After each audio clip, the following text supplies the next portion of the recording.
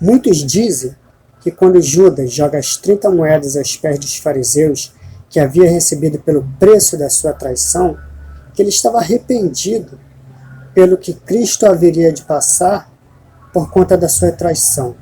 Mas o sentimento que gerou em Judas não foi de arrependimento, mas sim de remorso. Arrependimento seria se Judas estivesse preocupado com o que aconteceria com o Senhor Jesus por conta da sua traição. Jogou aquelas 30 moedas como sinal de desespero pelas consequências do que ele haveria de sofrer, pelas consequências da morte de um inocente. Judas não estava preocupado com o que aconteceria com o Senhor Jesus. O ato de desespero de Judas, ao jogar as 30 moedas aos pés dos fariseus, é muito pertinente ao que Satanás havia dito para Deus em Jó capítulo 2, versículo 4. Satanás disse assim: um homem dará tudo o que tem para salvar a sua vida. E foi isso que Judas tentou fazer, dar tudo o que tinha para tentar salvar a própria vida, a própria pele. Ele estava preocupado em salvar a própria pele, não para tentar salvar, a tentar desfazer o que ele tinha feito contra o Senhor Jesus Cristo. Ele não estava preocupado com isso, ele estava preocupado em salvar a própria pele.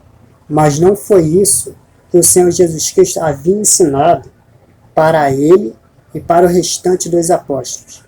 Vamos ver o que o Senhor Jesus Cristo nos ensinou para ele e para nós em Mateus capítulo 16, versículo 25.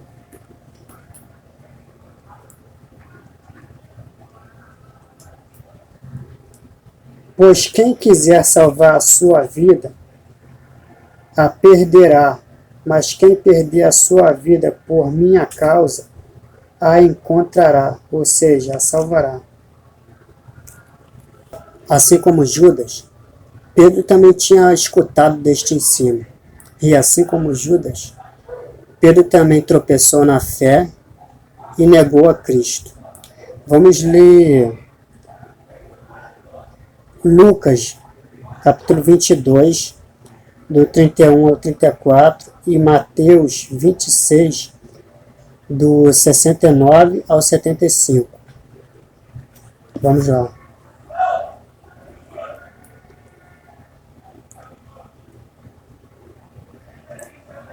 Simão, Simão, Satanás pediu vocês para peneirá-los como trigo, mas eu orei por você, para que a sua fé não desfaleça.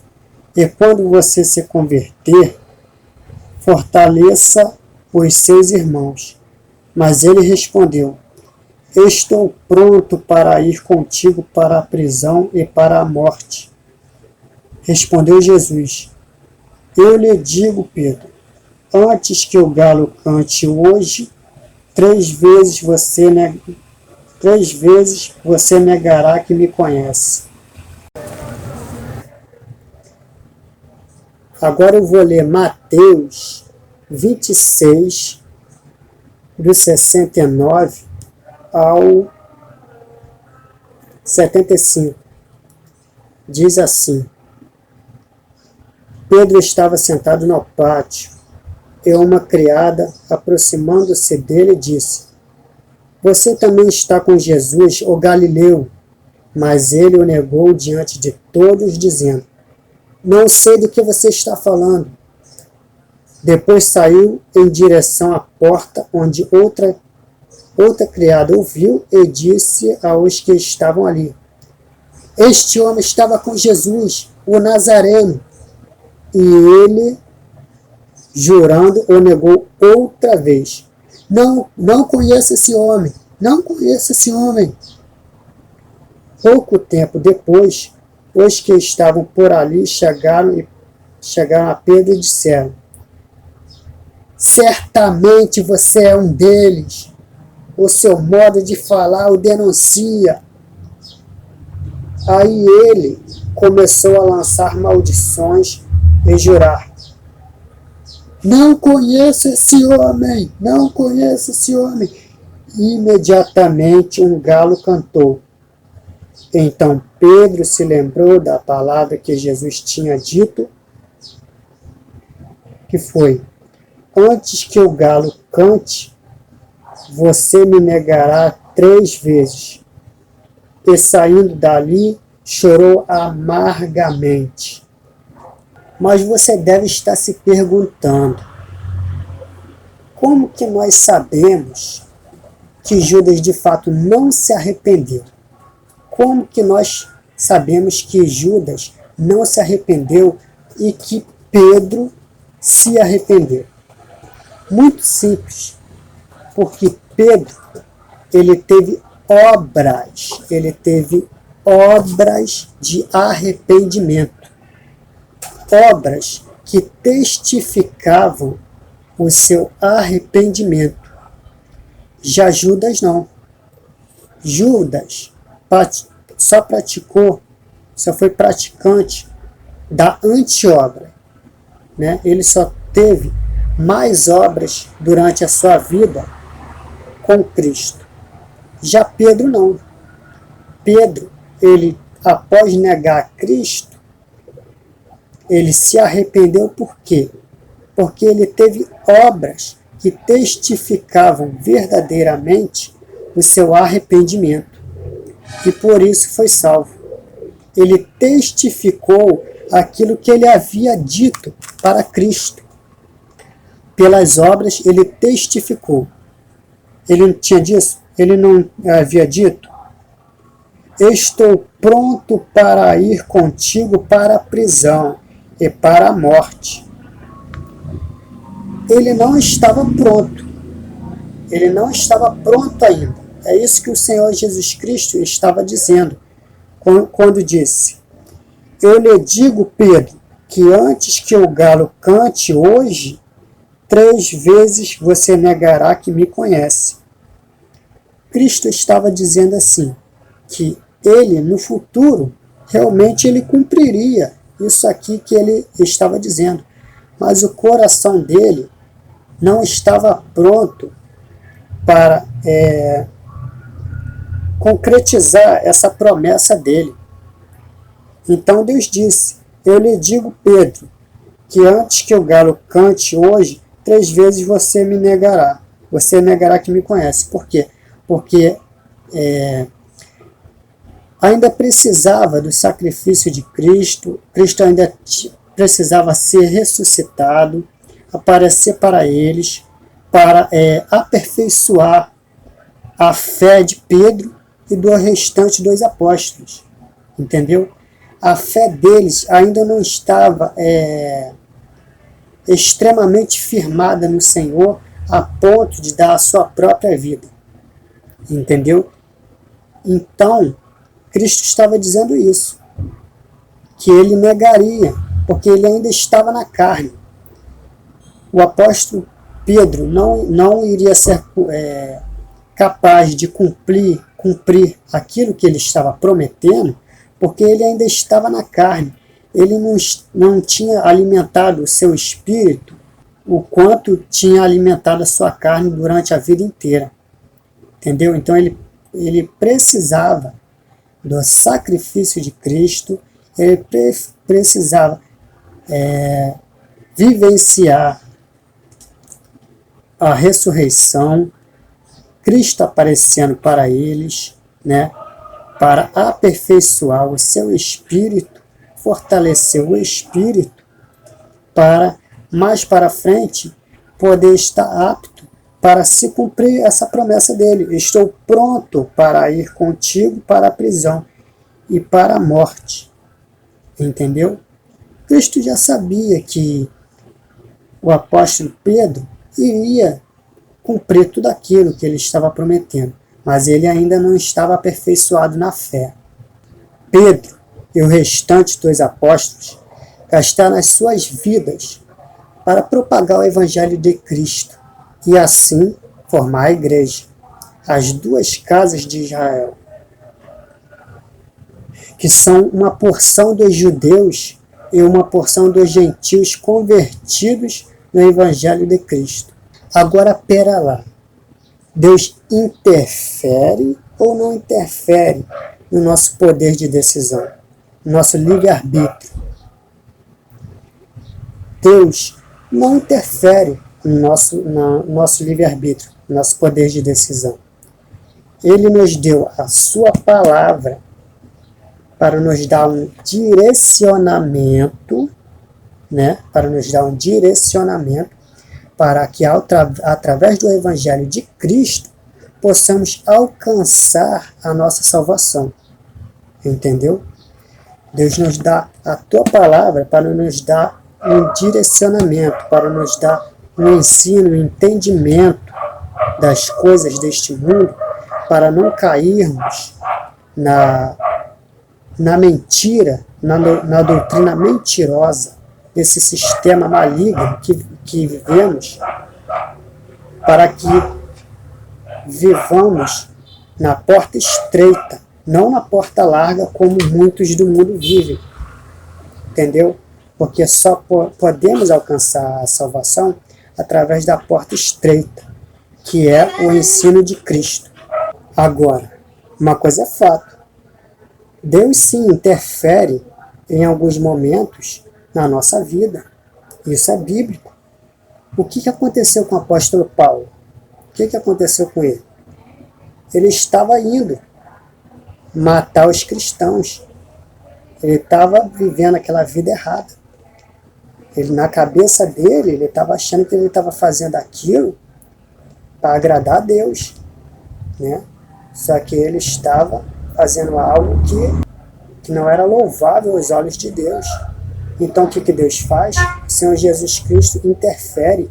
Ele aparece na vida do apóstolo Paulo, põe ele em cegueira, né?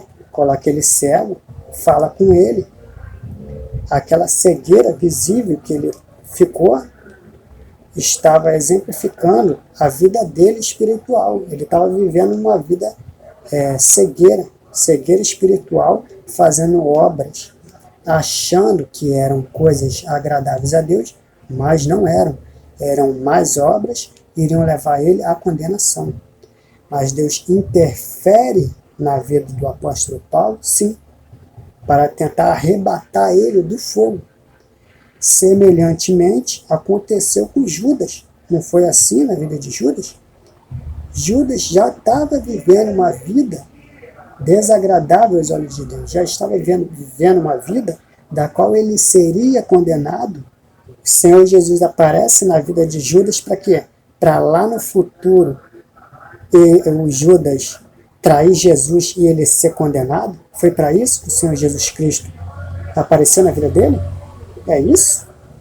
Foram isso que vocês entenderam? Não foi. O Senhor Jesus Cristo apareceu na vida de Judas para tentar arrebatar ele do fogo, não empurrar ele no lago de fogo e enxofre. Escolheu ele como apóstolo, permitiu que ele fosse testemunha ocular das obras do Senhor Jesus Cristo, para ver que quem estava na frente dele era o próprio Deus, o Salvador, o Cristo. Como o apóstolo Pedro disse, tu és o Cristo, tu és o Cristo. Pedro, o que o Senhor Jesus Cristo perguntou para os apóstolos? O que eles estão dizendo sobre mim? Uns dizem que o Senhor é profeta, outros dizem que é isso, que é aquilo. E você, Pedro, o que você acha de mim? Quem que eu sou? E o apóstolo Pedro disse, tu és o Cristo.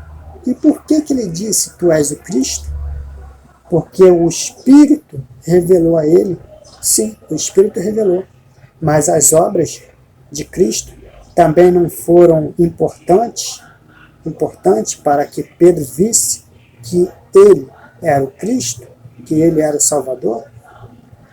Da mesma forma, Judas também estava sendo testemunha ocular de todas as boas obras do Senhor Jesus Cristo. Mas Judas, que não aceitou se dobrar a palavra, se arrepender e viver uma vida segundo a vontade de Deus. Ele não aceitou. Ele, poder de escolha dele. Não foi Deus que colocou na mente dele, ó, você vai me trair, hein? Você vai me trair. Chamou ele no canto, ó, vamos fazer um acordo aqui, tá escrito nas escrituras que você vai me trair, hein? Você vai me trair, hein? No momento certo, hein? Aí chegou lá na hora da ceia, colocou a mão, ó, esse daqui é o código, hein? Um de vocês vão me trair, tá? Aí quando eu disser isso, você vai lá e me trai, tá?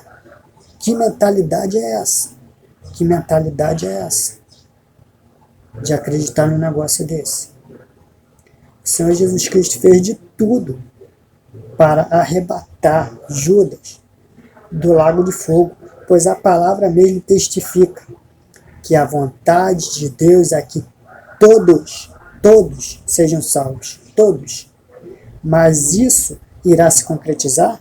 Não, de maneira nenhuma. Infelizmente, nessa parte, Satanás vai vencer, vai se dar bem, né? Que essa vontade de Deus não vai se concretizar. Serão muitas pessoas condenadas. Mas a palavra de Deus diz que a vontade de Deus é que todos sejam salvos. Mas os que serão condenados, é culpa de Deus? De forma alguma. É só viver segundo a palavra. As pessoas que decidem alimentar a carne, ao invés de alimentar o seu espírito, elas decidem viver segundo o curso deste mundo, a vontade, o ensino, a doutrina mundana, não a doutrina de Cristo. E por isso serão condenadas. Não foi porque Deus não quis salvar, Deus quer salvar todos, as pessoas que se negam a serem salvas. Quem ser condenado é a culpa da própria pessoa, não é culpa de Deus. Quer sacrifício maior que o sacrifício do Senhor Jesus Cristo? Você quer que o Senhor faça mais o quê? Quer que faça mais o quê? O Pai entregou seu único filho por amor a nós, você quer que Deus faça mais o quê? É só viver em obediência. Mas a pessoa quer viver segundo a carne, assim como Judas. Judas estava inclinado para a corrupção, o engano. Era ladrão, roubava o dinheiro, né? Roubava o dinheiro. E por que o Senhor Jesus Cristo deixava? Porque ele tinha que ser colocado à prova. Não é porque estava escrito, programado. Ele tinha que ser colocado à prova, assim como todos nós passamos pela nossa aprovação, né? Ele tinha que passar pela prova dele também. Entendeu? Ele que tinha que ter negado a vontade dele de roubar, né? Ter feito o que o apóstolo Paulo ensinou, antes trabalhe, né? E aquele que roubava, não roube mais. E aquele que matava, não mate mais. E aquele que praticava imoralidade sexual, não pratique mais. Né? E aquele que roubava, não roube mais. Antes trabalhe e ajude o seu próximo. É o ensino para ser salvo. Mas a pessoa escolhe que é roubar. Ela que escolhe esse caminho. Teve interferência de Deus também na vida do profeta Jonas. Se lembra? Na vida do profeta Jonas. Quando o profeta Jonas estava no barco, né, ele foi jogado em alto mar, a água começaram a balançar e tal, chacoalhar ele de um lado para o outro, e aí ele foi engolido pela baleia, e aí ficou na baleia durante 3 dias. Claro que isso daí Deus fez propositalmente para nos deixar uma mensagem. Isso daí era uma tipologia de Cristo, a morte de Cristo, né, e a ressurreição do Senhor Jesus Cristo no 3º dia. Né? A morte e a ressurreição. Jonas, o profeta Jonas na barriga da baleia, e depois ele foi cuspido da baleia no 3º dia. Né? Isso daí foi obra de Deus proposital, que Deus queria deixar uma mensagem para o povo estudar, quando fosse ler a palavra, entender. E o Senhor Jesus também interfere na vida dos seus eleitos para conhecermos do Evangelho e convertermos, né? Para não só nos convertermos ao cristianismo, mas também para que possamos fazer as boas obras do Senhor, para podermos ser o que foi profetizado lá em Gênesis, quando Deus coloca Adão em sono profundo, tira da costela de Adão e forma Eva, né? Deus diz o quê? Não é bom que o homem esteja só. Farei para ti uma ajudadora. A ajudadora é nós, né? É o corpo de Cristo. É a igreja. Então, sim, Deus interfere na vida de alguns, que são os seus eleitos, para o quê? Para conhecermos do Evangelho, para fazer se cumprir o que estava escrito em Gênesis. Quando Deus colocou Adão em sono profundo, disse essas palavras: não é bom que o homem esteja só, farei para ti uma ajudadora, né? E também lá em Gênesis, quando Adão e Eva pecam e o Senhor vai dar o castigo, o que o Senhor fala para Eva? O que o Senhor fala para Eva? Vamos lá.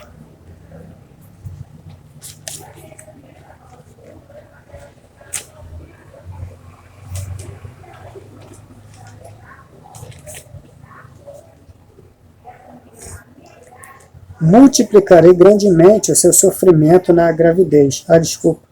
É Gênesis 3, versículo 16. A mulher, ele declarou. A mulher está falando para nós. Você tem que ter isso em mente quando for ler Gênesis. Está falando para Eva? Está falando para Eva. Está falando para Adão? Está falando para Adão.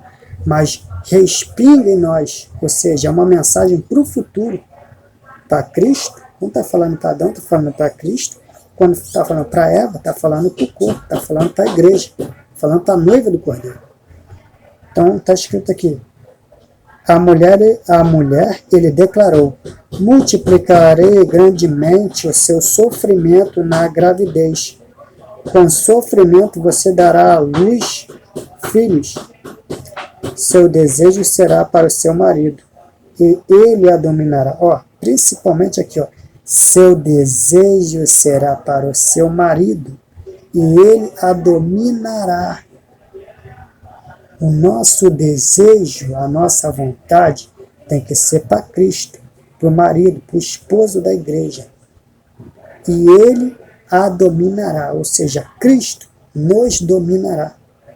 Por isso que o Espírito é derramado sobre nós. Porque através do Espírito, esse nosso desejo carnal, por isso que o Senhor Jesus Cristo disse: negue a ti mesmo, tome a tua cruz e me siga. A nossa carne é inclinada para o mal, por causa do pecado de Adão? Sim, é. Só que, quando nós negamos a nós mesmos, o Espírito nos direciona para vivermos uma vida segundo a vontade de Cristo, vontade de Deus. E aí a gente fazendo isso, a gente faz se cumprir isso aqui, Seu desejo será para o seu marido.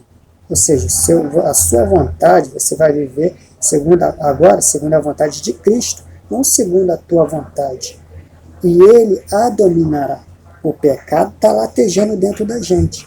Mas o Espírito nos conduz para fazer não a vontade da carne, mas a vontade do Espírito. A carne nos inclina para fazermos a vontade de Satanás.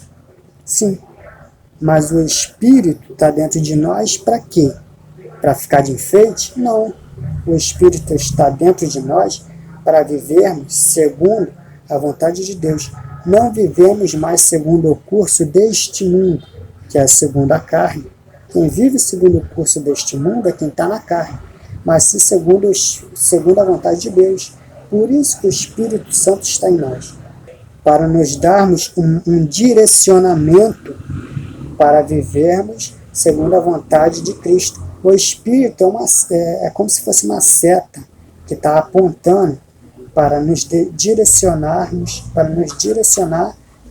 para vivermos segundo a vontade de Deus. E não é só para ser salvo, é para fazer obras, né? é para vivermos é para pôr a mão na massa, para levarmos o Evangelho, para fazermos as boas obras, para levarmos as boas novas de Cristo, para impormos as mãos e orar pelos enfermos, né? Ser a cópia de Cristo aqui na terra, darmos continuidade às obras. Não é para ficar só aí na igreja dia de domingo, assistir o culto e voltar para casa e continuar sua vida normal de pecado. Não, meu irmão, é negar a ti mesmo, literalmente, todo o dia. Entendeu? Você fazendo isso, você faz se cumprir essa palavra. Seu desejo será para o seu marido, e ele a dominará. Ah, e uma curiosidade. Vocês sabiam que os eleitos por Deus antes da fundação do mundo, os eleitos, são proibidos, isso mesmo, proibidos de morrer? É isso aí mesmo. Os eleitos por Deus são proibidos de morrer antes que conheçam o Evangelho. Meu irmão, a mãe pode querer abortar o filho, pode querer jogar fora, pode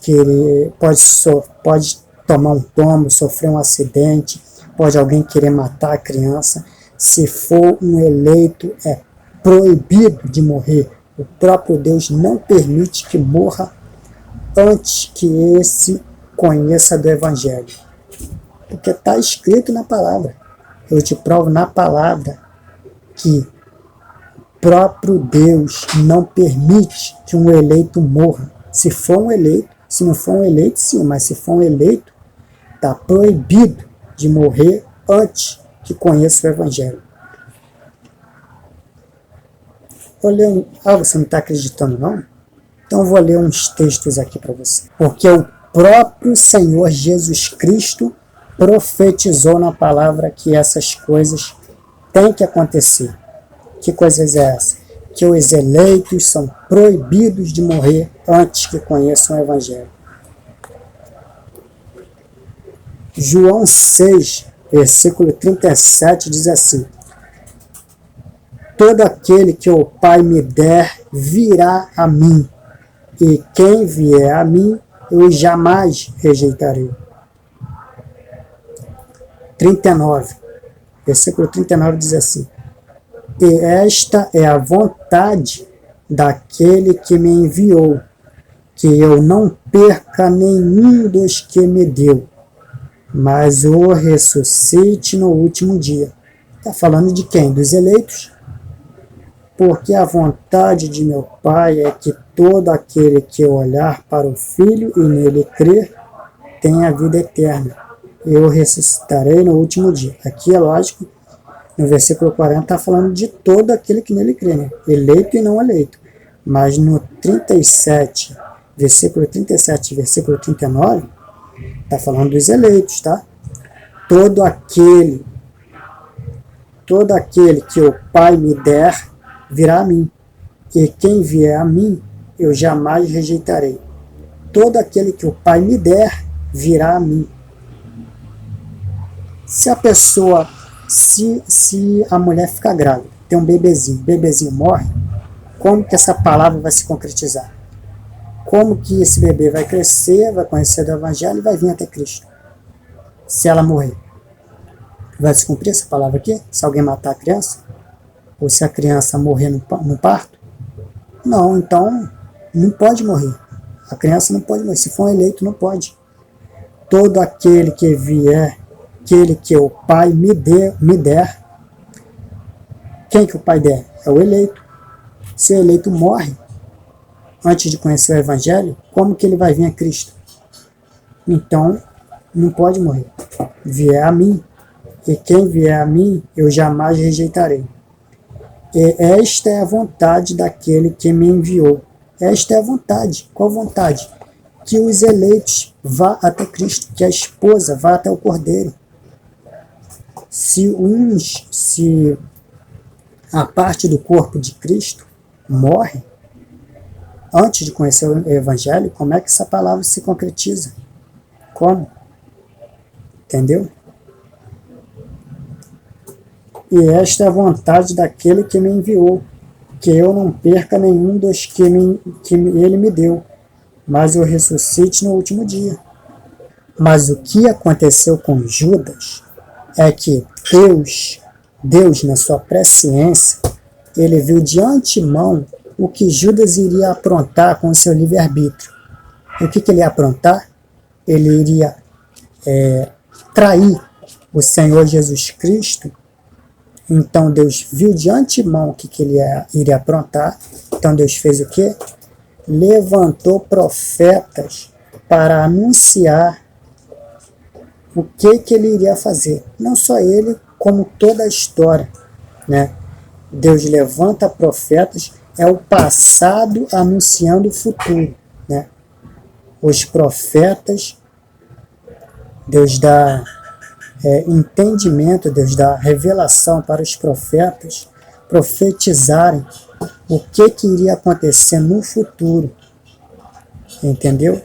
Mas não que Deus programou Judas para trair Jesus e colocou na boca dos profetas, para os profetas profetizarem, e lá no futuro Deus, o Senhor Jesus Cristo estudar as Escrituras, falar assim, e aqui, ó, está escrito aqui, ó, que Judas tem que me trair.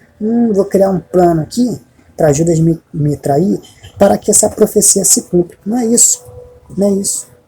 Deus já está avisando de antemão o que na sua presciência, o que Judas iria aprontar, o que Judas iria fazer com o seu poder de escolha.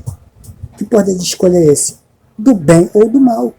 Ir para o caminho do bem ou o caminho do mal. Deus já viu de antemão, na sua presciência, porque o Senhor é presciente, ele viu de antemão o que todos vamos fazer com o nosso poder de escolha, e o Senhor anuncia, escolhe os profetas, designa os profetas para profetizar o futuro, e aí você vai, e aí os profetas anunciam, o Senhor Jesus Cristo leu aquilo, né? Leu aquilo, viu o que Judas iria fazer, mas mesmo assim o Senhor Jesus Cristo tentou sim salvar a vida de Judas. Tentou. Ele foi o que mais teve oportunidade de ser salvo, mais do que eu, mais do que todos vocês.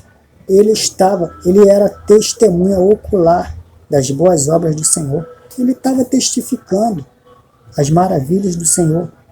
Como o Senhor Jesus Cristo é bom, é misericordioso, é bondoso, ele testificou. Mesmo assim, ele não se permitiu ter o coração aquebrantado pelo próprio Cristo e continuou na dureza de coração. Com as suas más obras, ele deu abertura para que Satanás entrasse nele e conduzisse ele para a morte. Foi isso que aconteceu. Mas aí colocar a culpa em Cristo, colocar a culpa em Deus, que Deus programou ele para ele morrer, só para que a profecia se cumpra, nada disso. Deus só anteviu, só mostrou de antemão o que iria acontecer, o que lá no futuro, que Deus viu na sua presciência, que ele iria fazer. Entendeu? Então, você não tem que culpar Deus. A pessoa não tem que culpar Deus. É culpa de Deus. Tudo que acontece de ruim no mundo é culpa de Deus. Não, não é culpa de Deus. É a pessoa que escolhe ser mal. Escolhe o bem e o mal. Tudo que o homem plantar, ele ceifará. Ele colherá. Se ele planta a bondade, vai colher bondade no julgamento. Mas se ele planta a maldade, ele vai arcar com as consequências no julgamento. E é o que vai acontecer com Judas. Será condenado. Então, finalizando. Por que Judas traiu o Senhor Jesus Cristo? Porque ele estava amarrado às Escrituras. Ele estava ali amarrado e ele não podia mudar a vida dele. Não. Ele traiu o Senhor Jesus Cristo porque o seu coração estava inteirinho inclinado para o mal. Estava inclinado para a ganância. para ser ladrão, para roubar, para a corrupção, para o engano, para a mentira. Estava inclinado para o mal. Então, quem está com o coração inclinado para o mal, se ele não se converter, se ele não mudar as suas atitudes e ele não manifestar obras, se ele não ter obras que manifestem o seu arrependimento, ele vai cair no engodo, no engano de Satanás. Satanás vai fazer a mesma coisa que fez com Judas, vai colocar ele em um laço, em um caminho ali, onde ele vai ficar ali cercado de engano, vivendo segundo a carne, alimentando a carne em vez de alimentar o espírito, né? E aí vai acontecer isso daí. Ele vai ter obras, ou melhor, anti-obras, né? Mais obras, que só vai afundar ele cada vez mais, cada vez mais, cada vez mais, cada vez mais. E aí, quando Satanás não precisar de você, né? Assim como não precisou mais de Judas, o que aconteceu com Judas? O que aconteceu com ele? Vamos ver. O Senhor Jesus Cristo orou por Judas, escolheu ele para ser um dos 12 apóstolos, instruiu ele para levar a mensagem do Evangelho e construir a igreja, né? Se ele fizesse isso, ele iria sentar no trono, lá no futuro, como os outros apóstolos vão sentar no trono e julgar a igreja, né? Ele iria fazer isso. Tantas coisas boas que o Senhor Jesus Cristo fez por Judas, mas não adiantou nada.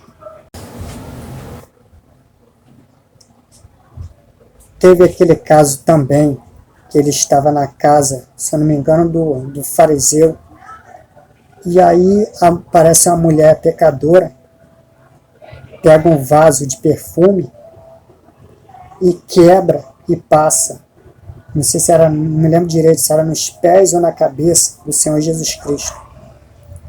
E aí Judas interfere, dá um de bonzinho, né? De bonzinho, fala assim: ah, porque essa mulher aí, ela pegou esse perfume, quebrou, a gente podia pegar esse perfume aí e vender, porque o perfume era caro, vender, pegava esse dinheiro e doava para os pobres, pagando de bonzinho. Mas a própria palavra diz que, na verdade, ele estava interessado não em pegar o dinheiro para ajudar os pobres. Ele estava interessado, como ele era responsável pelo dízimo, pelo dinheiro, ele ia roubar o dinheiro. Então ele viu a mulher fazendo aquela ação ali, e o coração dele o tempo inteiro estava inclinado. Poxa, podia ser mais dinheiro para mim, mais dinheiro, estou perdendo. Quebrou jogando aos pés do Senhor Jesus Cristo. Quer dizer, ele não via santidade no Senhor Jesus Cristo. Ele não tinha o Senhor como santo. Então você vê aí como é que estava o coração dele. Resumindo, foi o seguinte: a ganância de Judas deu brecha para que Satanás se apossasse da vida dele. Como diz em Lucas 22, do 1 ao 6. Vou ler para vocês.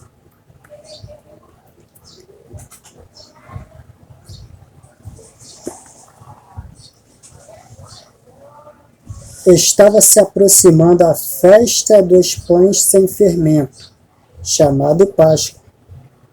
E os chefes dos sacerdotes e os mestres da lei estavam procurando um meio de matar Jesus, mas tinham medo do povo, porque eram covardes, né? Então Satanás entrou em Judas,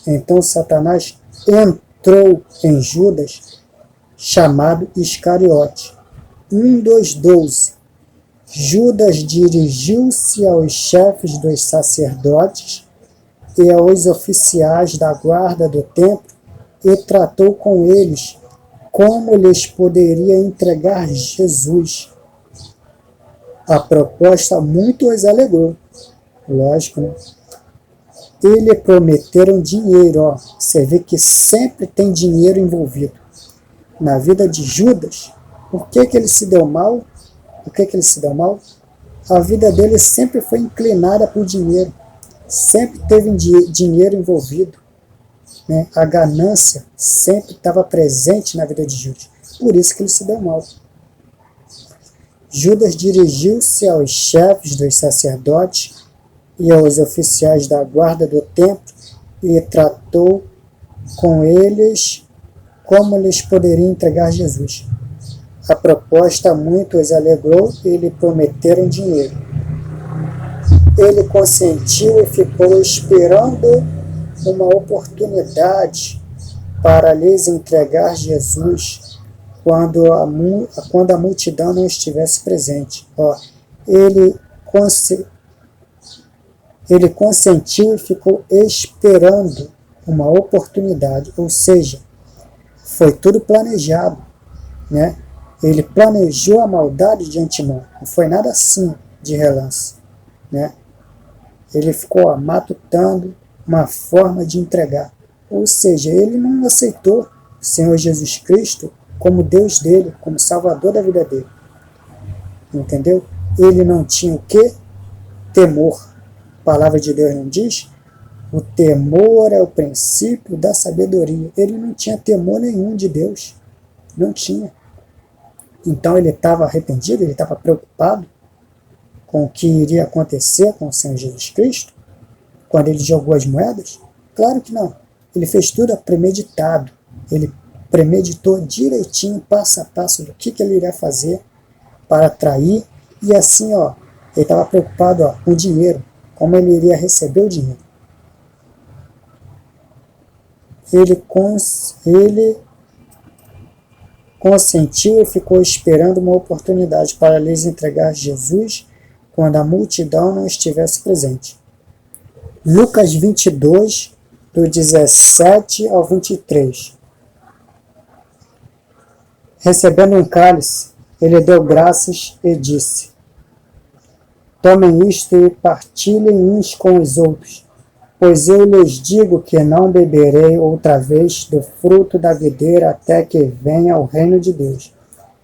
Tomando o pão, deu graças, partiu-o e o deu aos apóstolos, dizendo: isto é o meu corpo, dado em favor de vocês, façam isto em memória de mim. Da mesma forma, depois da ceia, tomou o cálice, dizendo: este cálice é a nova aliança no meu sangue, derramado em favor de vocês. Mas eis que a mão daquele que vai me trair está com a minha sobre a mesa. O Filho do Homem vai, como foi determinado. Determinado não está dizendo aqui que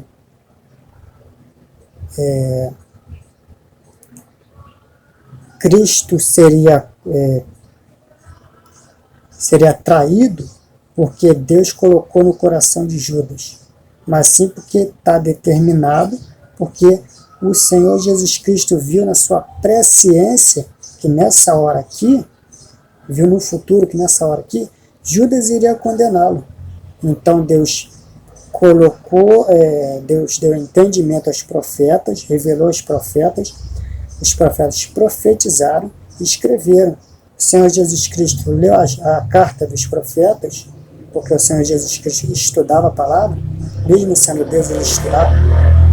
Mesmo o Senhor Jesus Cristo sendo Deus, ele estudava as profecias, viu o que estava escrito. Então, por isso que ele falou isso. O Filho do Homem vai como foi determinado. Mas ai daquele que o trair, ó, ai daquele que o trair. O Senhor está dando a chance, está exortando aqui, está jogando a indireta. Tipo assim, Deus jogou ali na mesa, quem pegar, pegou. Ó. Ai daquele que o trair, com a mão sobre a mesa. Eis que o que eu estou com a mão aqui irá me trair, pois está determinado. Mas ai daquele, ó, ai daquele que me trair, ai daquele. Então, se fosse Deus que colocasse no coração, então Deus é muito ruim, né? Deus é muito ruim, então, porque já está determinado e Deus ainda fala, ai daquele que me trai. Se Deus já colocou, se ele não tem nem chance de escolher se vai trair ou não, e Deus ainda fala, ai daquele, faz sentido isso? Então Deus é bom? Então você está falando que Deus não é bom? Deus não é misericordioso? Se Deus coloca no coração da pessoa, para a pessoa fazer a maldade, a pessoa faz a maldade para ser condenado. E Deus ainda fala, ai daquele, hein? Você fez isso, hein? Ah, Deus, mas você colocou no meu coração. Não interessa. Você vai ser condenado. Faz sentido isso? Não faz. Deus está exortando aqui, Deus está dando a última chance para ver se ele toma emenda e não faz aquilo. Ó, vou ler de novo. O Filho do Homem vai, como foi determinado. Determinado por quê? Estava escrito na profecia. Estava. Mas ai daquele que o trair. Deus está exortando para que ele se arrependa, né? E não pratique aquilo que ele estava prestes a praticar, que o coração dele estava inclinado, que era trair o Senhor Jesus Cristo, porque o coração dele estava inclinado para o dinheiro, para a ganância. Agora preste atenção aqui. Agora olha como é que Satanás é sujo. Olha como é que Satanás trabalha na vida das pessoas. Olha como é que a mentalidade, como é que Satanás é maligno. Olha como é que ele trabalha. Primeiro, a pessoa dá brecha para o pecado. Satanás entrou em Judas porque a vida dele só estava caminhando para o pecado, só estava fazendo maldade atrás de maldade, ganância, dinheiro, roubando, pegando dinheiro que podia ajudar os pobres. Ele estava juntando cada vez mais dinheiro, arrecadando cada vez mais dinheiro, pensando em si e não nos outros. Consequentemente, deu brecha, uma enorme brecha para que Satanás entrasse na vida dele, como vimos nos textos, né? Satanás entrou, o que ele fez? Usou a pessoa, usou Judas para ser uma porta, ser uma ferramenta para os propósitos dele, para que Judas fosse uma ferramenta para os propósitos de Satanás, né? Usou e abusou de Judas. Quando Judas não tinha mais serventia para as obras malignas dele, o que Satanás fez com Judas? Usou todo o mal que Satanás conduziu ele a fazer, né? Quando ele não teve mais serventia, gerou aquele sentimento de remorso, né? Gerou aquele sentimento de remorso, não de arrependimento, porque se fosse de arrependimento, né? É o sentimento que o Senhor Jesus Cristo gera em nós, sentimento de arrependimento. O Senhor Jesus Cristo que gera arrependimento em nós. Satanás gera remorso, que é totalmente diferente de arrependimento. O remorso, ele te leva ao quê? A querer tirar a própria vida, entendeu? A se suicidar. E aí conduz ele. Primeiro começa a acusar. Satanás é o acusador. Começa a acusar ele, acusar. E aí ele sente aquele remorso e leva ele ao suicídio. O que nós vamos ver em Mateus 27, do 1 ao 5, que diz assim: de manhã cedo, todos os chefes dos sacerdotes e líderes religiosos do povo tomaram a decisão de condenar Jesus à morte. E amarrando-o, levaram-o e o entregaram a Pilatos, o governador. Quando Judas, que o havia traído, viu que Jesus fora condenado, foi tomado de remorso e devolveu aos chefes dos sacerdotes e aos líderes religiosos as 30 moedas de prata. E disse: pequei, pois traí sangue inocente. Pequei, pois traí sangue inocente. E eles retrucaram. Eles já estavam eles já estavam há um bom tempo, na verdade, né? Com o espírito de Satanás dentro deles, né? E eles retrucaram. Que nos importa? A responsabilidade é sua. Ou seja, ele disse, Judas disse: pequei, pois traí sangue inocente. Se eles fossem boas pessoas, eles iriam levar ele ao arrependimento, iriam falar boas palavras para que ele se arrependesse. Mas não, ele disse que nos importa, ou seja, o que a gente tem com isso? O que eu tenho com isso? Se você pecou, é problema seu, a gente não tem nada com isso. Mas eles tinham sim com isso. Eles tinham parte, né? Eles não queriam que Jesus Cristo morresse. Eles não aceitaram o plano de Judas. Eles não estavam desde o começo maquinando a morte do Senhor Jesus Cristo. Então eles tinham sim com isso sim. Eles tinham responsabilidade no que haveria de acontecer com o Senhor Jesus Cristo? Sim. Só que como o Senhor Jesus Cristo mesmo disse, né, para os fariseus, tu tens como pai o diabo e vivem para fazer a vontade do pai de vocês. A vontade do pai de vocês, no caso deles, fariseus, os escribas e fariseus, era qual? De ver o Senhor Jesus Cristo morto. E qual que é a vontade de Satanás, que é o pai deles? Ver o Senhor Jesus Cristo morto, né? Derrotado. E disse: pequei, pois traí sangue inocente. E eles retrucaram: que nos importa? A responsabilidade é sua. Não, a responsabilidade é de Judas, sim, mas é deles também, né? E então Judas jogou o dinheiro dentro do templo e, saindo, foi enforcar-se. Né?